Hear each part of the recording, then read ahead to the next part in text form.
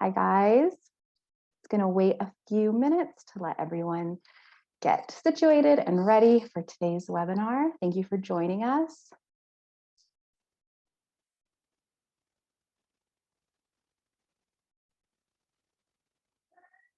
All right, well, welcome to the webinar. It's called SEO and the Spa, Reputation Management for Aesthetics Practices.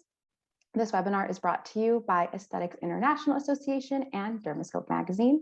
It's sponsored by Advice Media.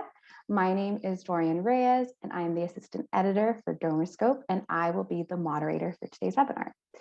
Today's webinar is presented by Michael Antosi. Michael is a growth consultant and has worked with thousands of aesthetic practices since 2010, and he transforms his clients' digital presence every day. So if you're looking for something like that, you're in the right place. I'd like to remind you that this webinar is interactive. So if you have questions during Michael's presentation, please feel free to submit them. If you'd like to take a moment to find the Q&A function of the class, please do that. You can tell us hello and you can tell us where you're joining us from. But without further ado, I will turn it over to Michael so that he can start educating you guys. All right, let's dive in. Thank you, Dorian. I appreciate it. Hi, everybody. It's Michael Antosi here. As Dorian mentioned, I am one of the practice growth consultants here with MyAdvice.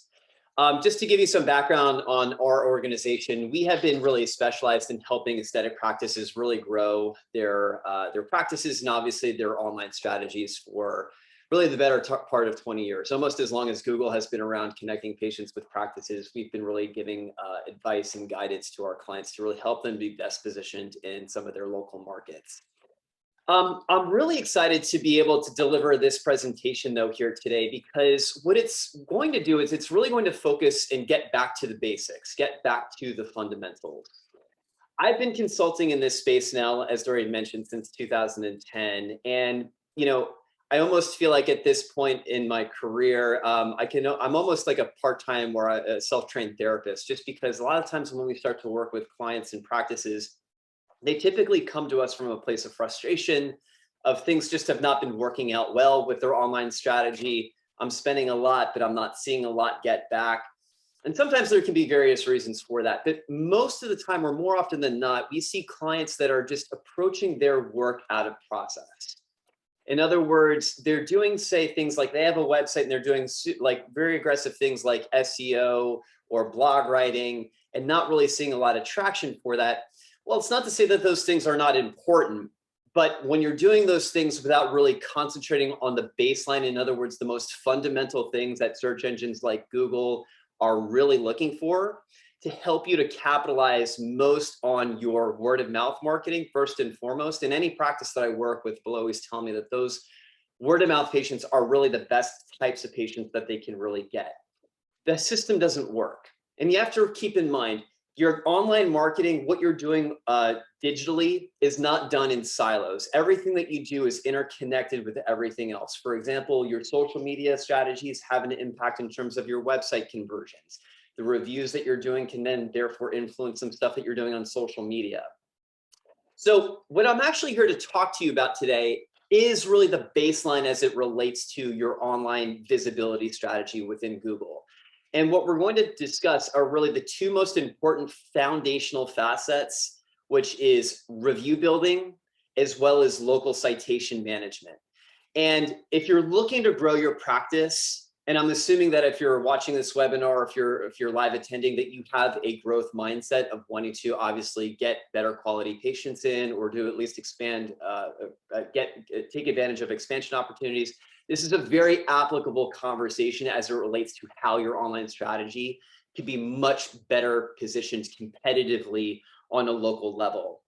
Now, what we've done is we've actually put together and analyzed over 8,000 aesthetic practices and put together an Aesthetics Insights report. And a lot of this presentation, which I'm going to go over and covering both Aesthetics Insights for both citation management and online reviews, is really what we're finding right now to be where's the state of play within the market right now. So particularly as we dive into some of these data points here, I'm going to ask you or encourage you to think about where your practice is positioned as it relates to some of this data that we're about to go into and dive into. As Dorian had mentioned, I do like to make this a little bit more of an interactive format. So I might ask you to type some questions into the chat just to kind of keep this more engaging. So just be ready for that. But without further ado, let's dive right in here. So in order to really understand what we're talking about with local citations as well as reviews, it's really important to understand where they fall within the hierarchy of what do you actually do. So often we work with practices and they just don't know really how to approach their online marketing. They say, well, I have this website, but I don't like what next, what comes next. And so what we've curated here is a framework that we educate our MyAdvice clients on. And it's really a recipe that we know works to help you with getting the most ROI from your online marketing. So this is basically the sequence of what you have to do next or first. You know, obviously, first and foremost, if you're just going to do one thing, you have to have a website. But the very next thing that you really have to do is you have to build into your local citations. Now, we're going to do a deep dive on local citations as well as review building as we proceed within this webinar here. If you've watched the one back in October, this might be familiar for you just in terms of the overall framework of how you actually have to build things.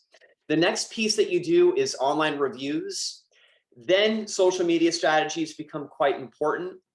Finally, from there, once we've done all 4 of those things and you've really have set your foundation, levels 1 through 4 are really giving you a complete internet presence.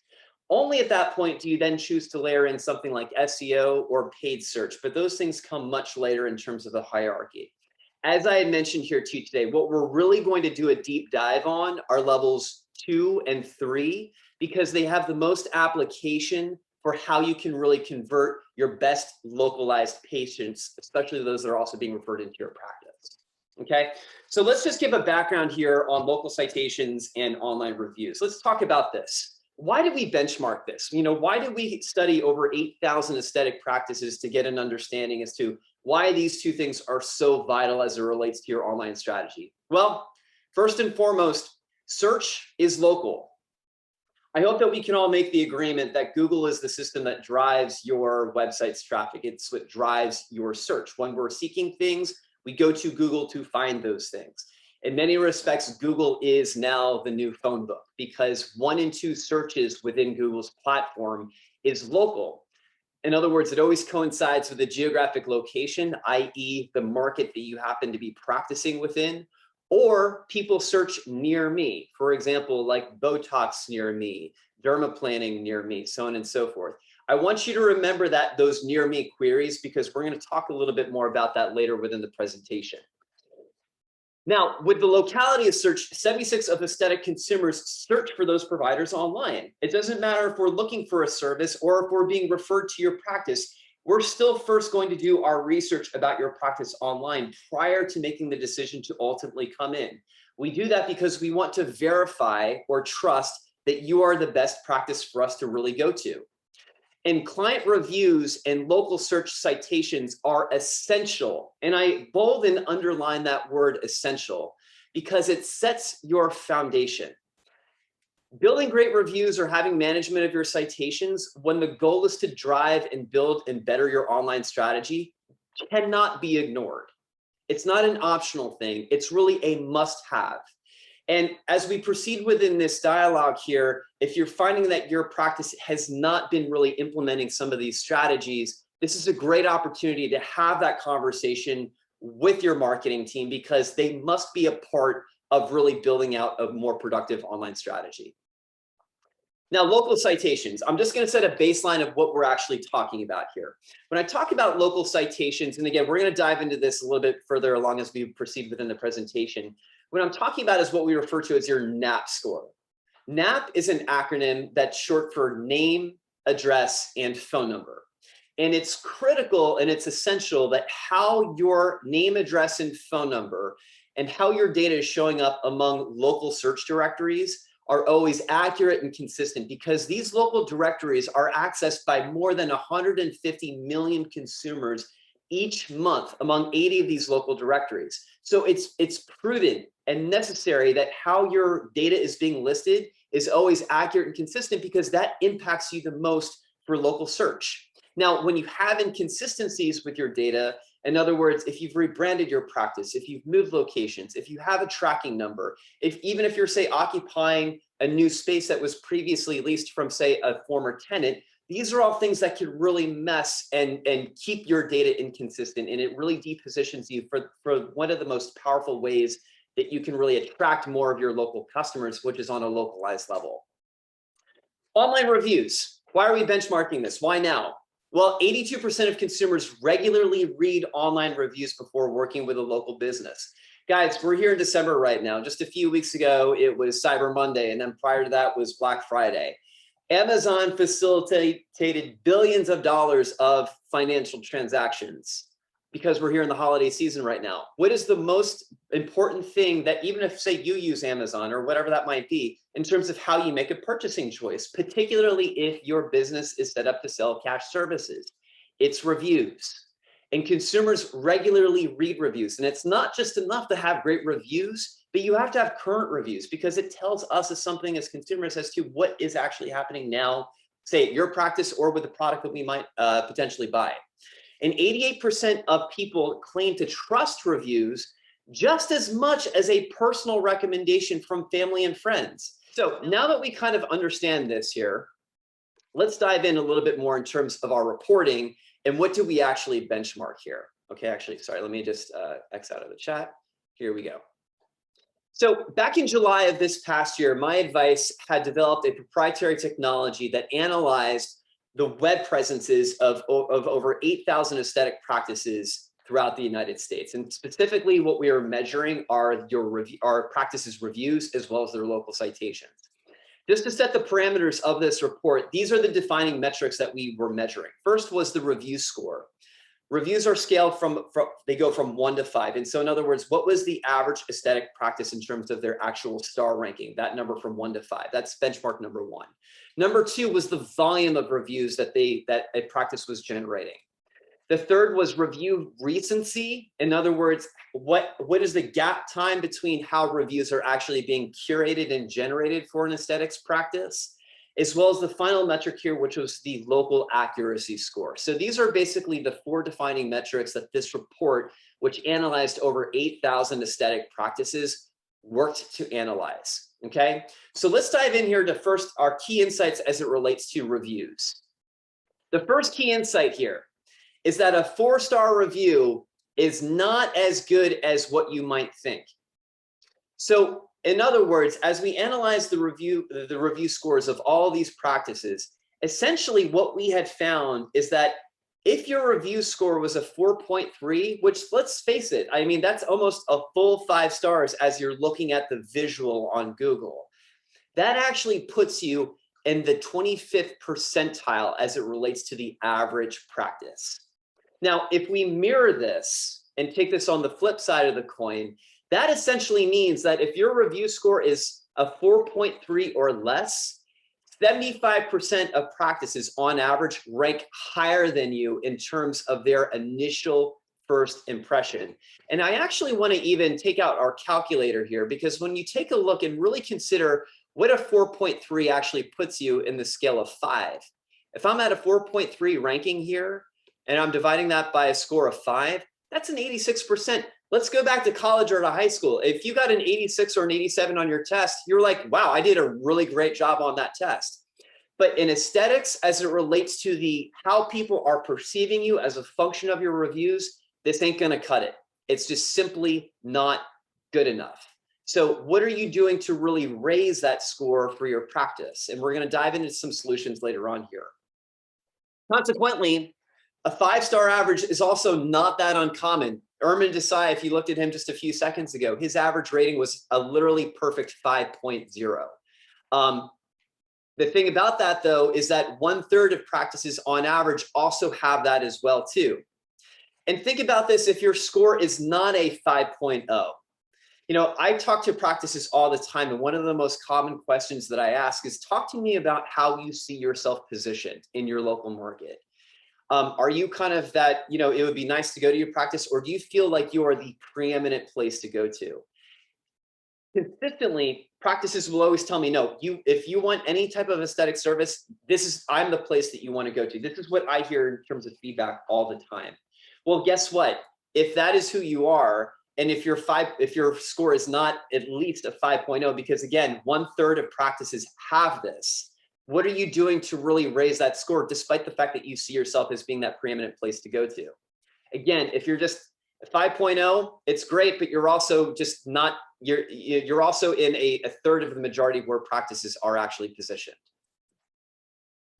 Now, most practices average between 4 and 5 stars. I would hope that would be the case. I mean, if anything, if you were less than a 4.0, I would say that there's probably some other issues at your practice that marketing really just cannot fix. But 51% of practices have an average score that's somewhere between 4 and 5. I also want to draw your attention to the upper right-hand quadrant here of what we're also seeing, and the lower left-hand quadrant. Basically, when you add up these numbers here with 51 plus 33, this is 84%. So in other words, 84% of practices have their reviews somewhere between 4 and 5 at best. So again, if your practice is in a position where you know that your reviews are less than a 4 and you're not doing anything about it, it's killing your lead generation strategy, because again, we know as referring patients, looking at your reviews are going to be the very first thing that we really consider as we're choosing to go into your practice. And again, referrals, word of mouth patients, they're always going to be the best of patients that you really can be converting. And your review score, or how you're generating reviews, has a direct tie to how more of those patients can become more converted. There's also a correlation that we have found between very high reviewed practices in terms of their volume and the average rating that they have. The data that we were able to abstract here is that no practice with more than 250 reviews has an average rating before 4.0. So again, as averages will dictate, if you have a lot of reviews, the majority of the time you're typically doing above average work. But again, as we know, even a 4.3 puts you at the 25th percent quartile in terms of the average aesthetic practice. So again, it's not only just important to have a lot of reviews, but they have to be well rated. And when it relates to how our impression is for aesthetic medicine, we want to feel perfection as close to it as possible. And so that's why I'm just encouraging you guys to really think about what you can be doing to get that score up. Now let's shift to review volume here, because the average review volume among aesthetic practices is low. What we found through our data reporting is that the midpoint for an average review volume is only about 15 reviews. So the question is, all right, where is your practice positioned as it relates to just the volume of reviews? We're not talking about the rating, but now we're just talking about how many of them are there. Do you not have good volume because you're not asking your patients to say, leave you a review? Are you not, do you not have good volume because you don't have an efficient process in place with how you can actually generate reviews? Even think about it from this perspective. How many patients are coming into your practice on a weekly basis? Now, don't bang your head up against the wall trying to really figure that number out, but just a rough average here. And only if, say, 10% of those patients could leave you a review on a weekly basis, what would that actually mean in terms of your ability to really generate consistently high volume? I bet you for if you're watching this webinar right now, you will say that that's actually huge growth potential. So again, typically what we find is when practices lack good volume, it's because A, they're not asking for reviews, or they're not having a good, efficient process with generating reviews. And again, I'm going to show you an actual tool that could potentially help you with really getting a better process in place here. Review volume among some aesthetic practices is also very low as well here too. 40% of practices actually have fewer than 10 reviews. Shocking, right? Again, if you're 40% of practices have less than 10 reviews on average, and every practice that I talk to will always tell me that they are first and foremost referral driven. It just makes no sense that if this is where your position is and you have less than 10 reviews, but yet you're also saying on the same coin that most of my new patients are coming from my referrals, it's so important that you have a better volume process in place for your practice. Now, 9 in 10 aesthetic practices have not seen a review in over a month. This is a big problem in our industry. 90% of practices have not seen a review in the last 30 days. Now, again, remember, this was a report that we generated from back in July. And so there's a few months of data that's in between this here. But what we're actually going to find here is certainly some consistencies with some of our volunteers here within the webinar here today. I had asked Dorian for some volunteers just to kind of analyze some web presences here. So for those of you that had made your practices available, I very much appreciate the fact that you had gone through and volunteered your practice here. But what we're absolutely going to find here are some consistencies among our volunteers with how they are generating their review strategies on average here. And let's talk about Savannah Boda. Savannah, no qualms about your review profile here. I mean, you're a 4.9 rated practice. You have 96 reviews here. But again, the issue that we're essentially finding here is how they can be generated consistently enough. Now, one thing that I want everybody to know here on the webinar, and this is basically Google's wink, wink at you to say current reviews very much matter. If a review is aged less than 30 days, then Google is going to flag it as being a new review, okay? This is a really important piece for you to know because the consistency of your reviews not only just help to impact the impression that you're leaving people, which can help to give them more trust and therefore better lead generation from your online strategy. But it's also an important thing that Google is actually looking for when it wants to promote the best local aesthetic practices as resources. And so again, this goes within the algorithm. The consistency or the newness of your reviews placate about 20% in terms of what Google is actually looking for. So when we take a look here at the Eclipse spot here, and again, I'm just going to sort this to the newest here. We're definitely finding some gaps here within the consistency strategy here. This one was written from about 4 weeks ago, but then prior to that point, it had been 5 months. Now, I guarantee you, if I ask this practice, well, I'm assuming that you didn't shut your doors down within the last 5 months. They're probably going to tell me, no, I haven't. And again, I'm just making a blind assumption here. And then we can see here again, prior to that point, it had been 9 months. A 4-month gap in between these two timestamps here. So again, this practice certainly has either an asking problem, which is really only, frankly, one half of the coin. It also lacks a process problem. In other words, how can they be targeting patients that they know have had really great positive experiences consistently enough to be able to get this online? Skin by Lexi. Again, Lexi, you're 5.0 rated, but again, in terms of your review volume here, well below the average, well below the average. And again, when we take a look at this in terms of our newness of this review, the last review that Skin by Lexi had generated was about 6 months ago. Skin RX in Dallas, they actually have 2 locations. For a 2-location practice, that's also telling me that, hey, you know what, this is a practice that has good processes in place if they're certainly opening up another location. But again, as we zoom in here as well too, a month ago from Janae, but then prior to that point, it had been another month. Prior to that point, it had been 3 months. And then prior to that point, it had been 10 months. So again, generally speaking, what we're finding here, everybody that's watching this, is that there's a consistency problem. Again, 9 out of 10 practices typically haven't generated a new review over the last month.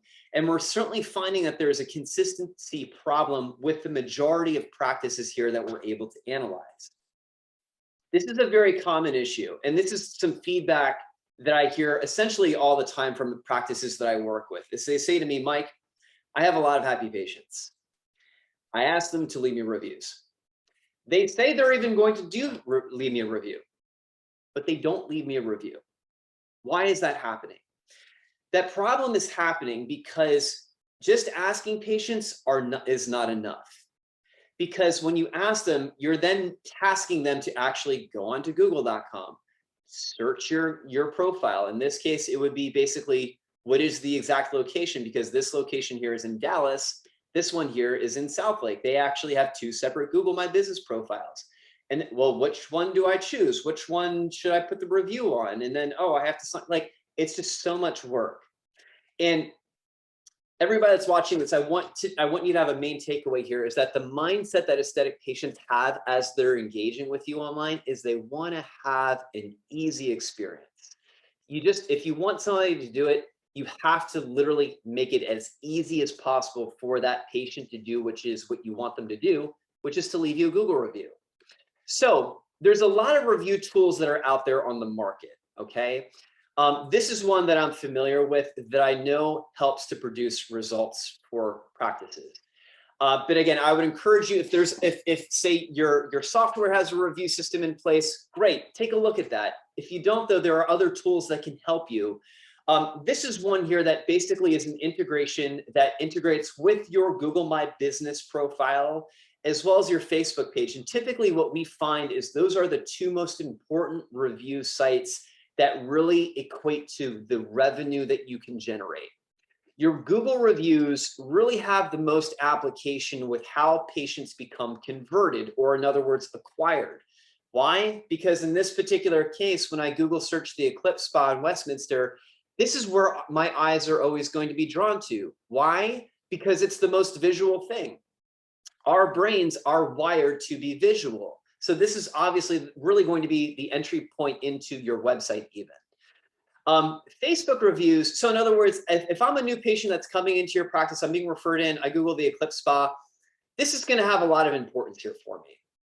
However, as I've now become converted at your practice, now maybe what I'm doing is I'm investing into, say, multiple services throughout the course of the year, hopefully for a lifetime. Facebook, Instagram is typically where I go to stay retained. So this has a lot of application with how your revenue can stay maintained. And again, if we think about that old 80-20 rule, 80% of your revenue comes from 20% of your audience. What are you really doing to maintain your clients? Well, great. Guess what? Facebook reviews can be a really powerful thing, especially since I'm sure a lot of those that are also attending this webinar are most likely doing some paid search advertising through, say, Facebook or Instagram. This is a really important support tool that can help to give those revenue dollars more oomph to it. And again, as we take a look here as well too for the Eclipse Spa, their last Facebook review is back from March of this past year. So again, definitely needed consistency on both of these platforms here. So what I'm basically going to do is I'm going to text out a review request to myself here. There's a lot of different delivery modalities. I would recommend that you absolutely want to utilize, though, a text message driven tool, because everybody is used to utilizing a text. Email in today's age typically goes into junk. You know, my inbox right now is well over 1,000 emails I still haven't read yet. However, if you want my attention, yeah, definitely text me, because that's the way that I'm going to get back to you the quickest. Text on average has about an 80% higher open rate than you do through an email here. So you always want to make sure that your review tool can be utilized to text out a particular prospect, or say a set of prospects all at the same time. And then once we go to here, what your tool really should have is an efficient way for you to basically generate the text script. In this particular case here, it's a drop-down menu. All I have to do is select from the drop-down menu and everything is set here for me. And the last piece of this is you want to have, again, an efficient way of being able to text out that individual, or say sets of individuals all at the same time, particularly if your practice is higher volume and you tend to do a lot more in terms of, say, patient volume on a daily or a weekly basis. You absolutely want to have a way where you can send out a mass text to multiple people all at the same time. So this is a very efficient tool. This solves the problem of making it easy for yourself as well as for your patients to basically receive a text. So I'm actually sending this over to myself here right now. And just in a few seconds here, my text actually just came in through here. And you can see here as I consolidate my browser's window here, it says, "Hi, Michael." It's addressed to me as an individual. And all I have to do is click on a link. I'm taken to a landing page where these would then be your direct integrations with Google and Facebook. And you click on that integration. And if the patient is signed in, it's literally taken to the position where they leave the review. Again, you have to have a backup process in place in order to actually make it convenient for the patient to take that action, which is what you want them to do, which is to leave you a great Google review or even a great Facebook review. So there's a lot of tools that are out there on the market. This is one that is it can be a very effective process for you, but if you don't have a process in place formally right now, I would absolutely encourage you to get one, because especially since we're heading into the new year, More people are in a buying mode. The holidays are over. Let's get back to beauty and looking great. This is where you want to have a great first impact for your practice. Now, going back to some of our other volunteers here, there's also something, by the way, Skin by Sharon, great job here. You can see her last review was 58 minutes ago. So she's actually generated a new review during this presentation. So congratulations, I like seeing that here. However, the majority of practices, and let's go to this one here, because this is actually a great case study, beyond just really the necessary consistency. So hopefully everybody knows by this point that you have to have a consistent process in place to generate these. Why? Because Google flags new reviews, and it's an important piece in terms of what it's looking for. But there's also something that's missing from here. And what's missing is that there's no follow-up. There's no response. There's no thank you. Now, mind you, if you're thinking about your Google My Business profile and you're like, oh, well, I should go back and thank all the people that wrote me reviews, let me just pump the brakes for you really quickly here. If your review is older than a month, it is now an aged review. Do not go back and try to say thank you, because it now looks as if, oh, I've just all of a sudden become aware that I should be sending thank yous, especially for a review that was posted 10 months ago. It's not a good look. And frankly, Google might not look favorably on that either. If it's less than a month old, then sure, I would say go back and respond to your reviews. But you want to know that you want to respond to your reviews. You want to say thank you in a HIPAA compliant way, not necessarily outing the patient for what they had done, but just acknowledging and saying, hey, thank you for your feedback. That's an important piece, not only because is it a good look, but Google has actually confirmed that when you do respond to your reviews, it improves your local SEO. Again, this is a signaling factor that Google is looking for. So your tool also, in addition to just giving yourself, your staff, or even patients a very easy way of clicking on a text, your tool also must be driven in such a way that the follow-up for a thank you can also be done or scripted or facilitated in a very easy way. Tools will do this here for you that are on the market if you have them. In a case like this here, with this particular tool, all I have to do is click on a drop-down menu and a whole thank you response is scripted here. And I can get that supply submitted directly onto Google. Again, these are important process pieces that your review strategy really must incorporate for it to work for your practice, to make your practice more money, okay? Okay, now we've covered reviews a lot. Hopefully by this point, everyone has a really keen understanding in terms of how it actually placates into the decision-making thought process of a new patient that's considering SEO on a localized level.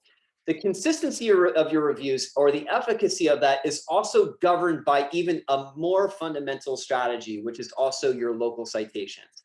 Local citations and reviews go together. You know what else goes together? Ross and Rachel. If you ever watched Friends, that's a pair that goes together. Peanut butter and jelly, another great pair that goes great together. Local citations and your reviews help to best position you for capitalizing lead generation on a localized level. So let's break down what local citations are. Again, as I had mentioned, let me just set the table here for you. Search on Google is local. As I had mentioned to you, 1 in 2 searches always coincides with a geographic location, or say somebody searching near me, like Google, show me who is doing micro needling near me. I want you guys to remember that near me part in just a second here. So when Google is really looking to promote the best practices on a localized level, what is the first thing that it's actually looking for? Okay, it's not looking at your content for your SEO. That's something that comes much later. It's not even looking at your social media. What it wants to see is how consistent and how accurate your practice's name, address, and phone number are among what we refer to as local directories. You can kind of think of these almost as being little micro search engines, okay?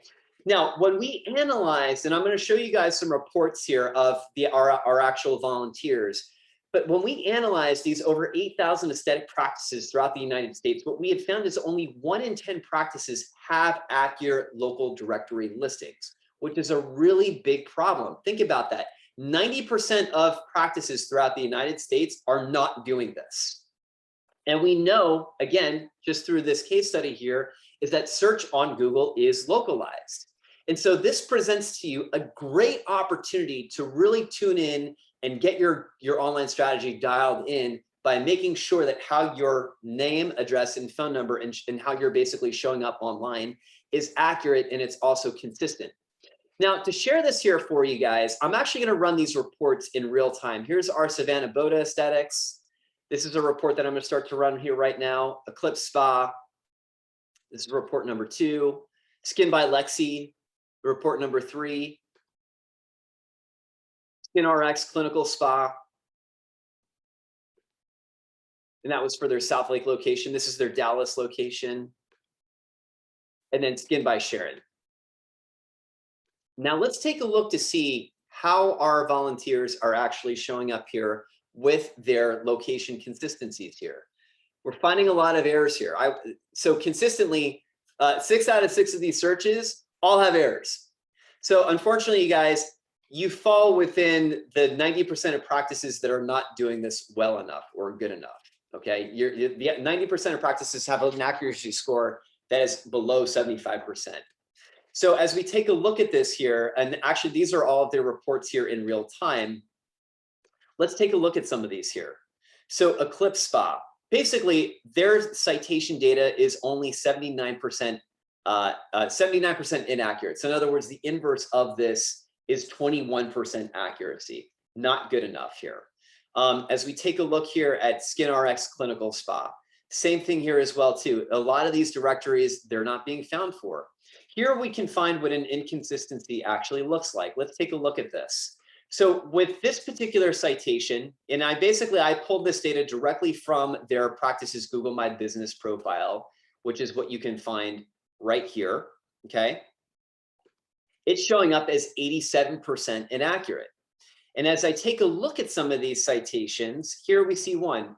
YP.com is telling me that the title of the practice is SkinRx. And this is their phone number, which is 1415.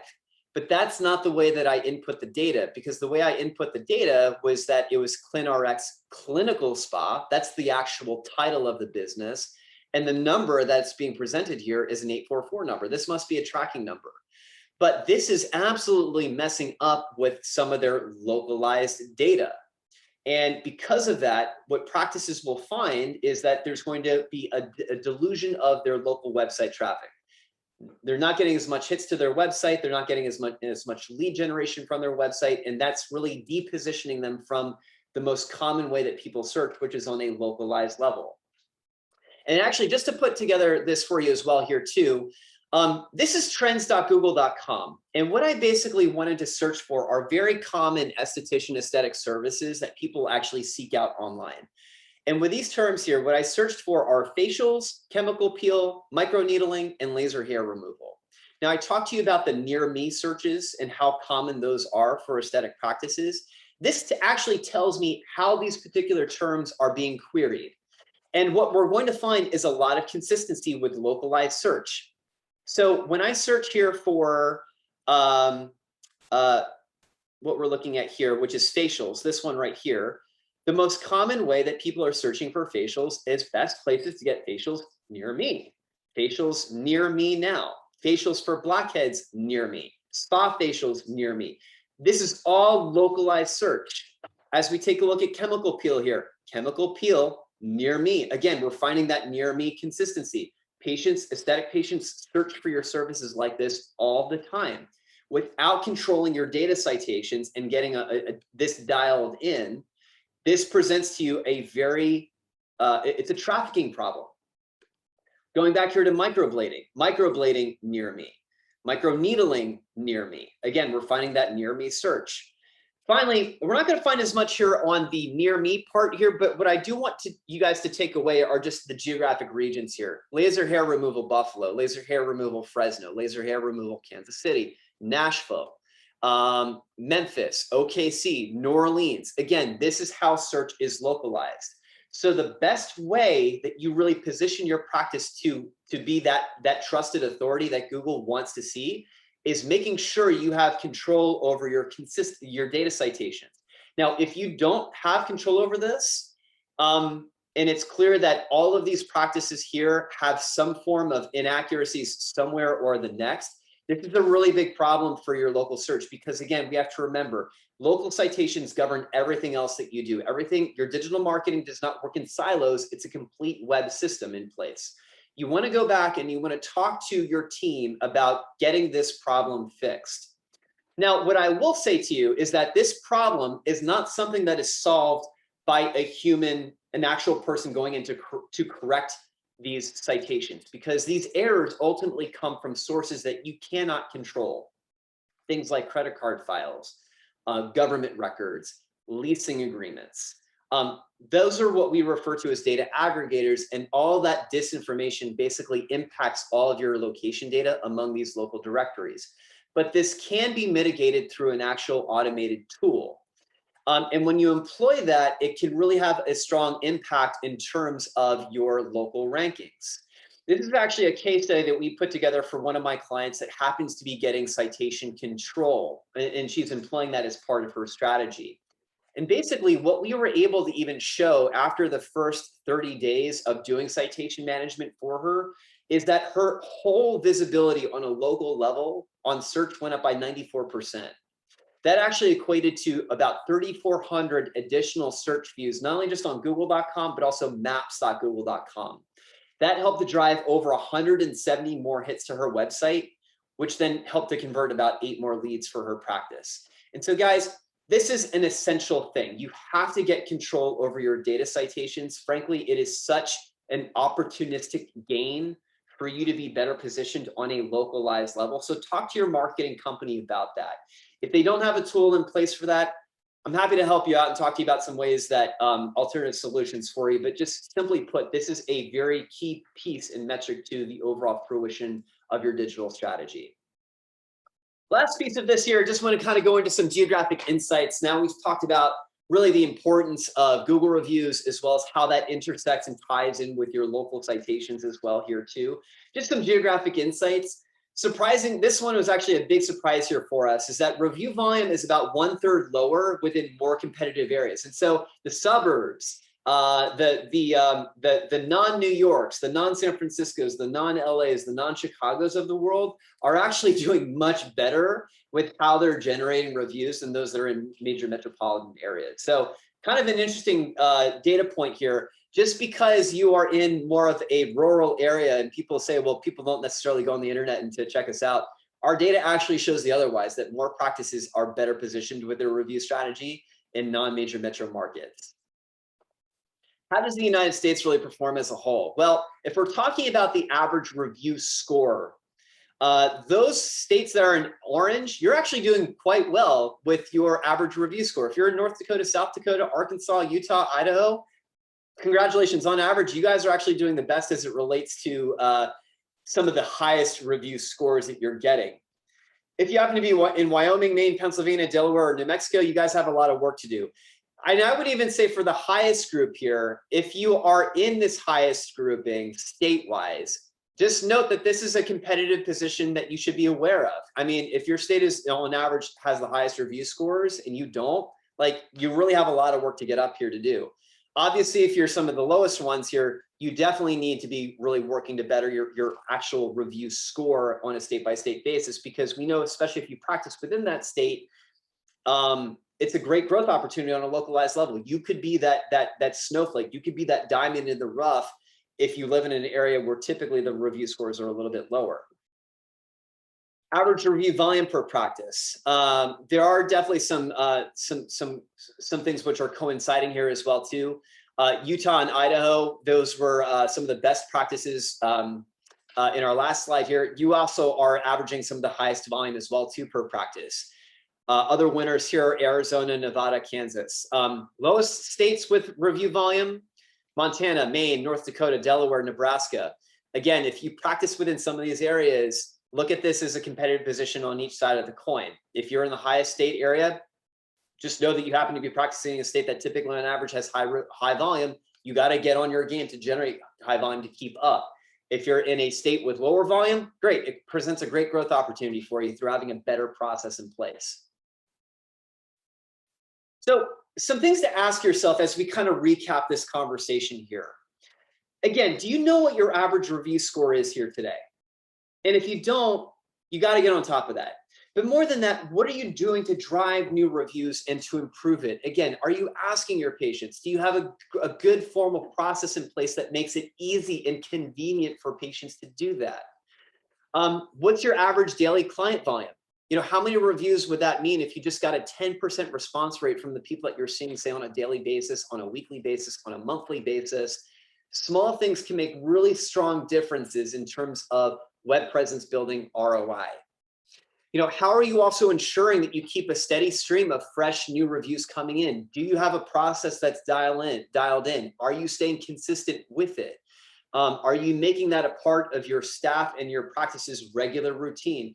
Review building is the digital air that your web presence breathes on. It's really that essential. So again, having a great process in place is really a must when you're looking to keep that consistent. And then last year, have you spent time going through your listings to make sure they're up to date? If you would like to check your listings, you can email me and I can send you a link so that way you guys can check that out for yourself as well here too. Do you happen to know all the spots where they exist? So guys, we have a few more minutes left here that I wanted to reserve for questions and answers. First of all, I just want to say thank you for your time here today. This is such an important piece to your digital visibility strategy.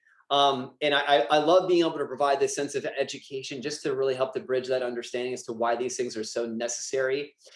If you have any questions, this is my email. This is my cell phone here as well too. I'll kind of leave this up for a few more seconds if you would like to copy this down. Happy to talk to you guys about anything that we presented here today. As we're kind of wrapping up the year end here, I just want to wish everybody a happy holiday season, happy new year. I hope that you can take some of this knowledge today and really start to lay in some actionable things to carry you into success into 2022.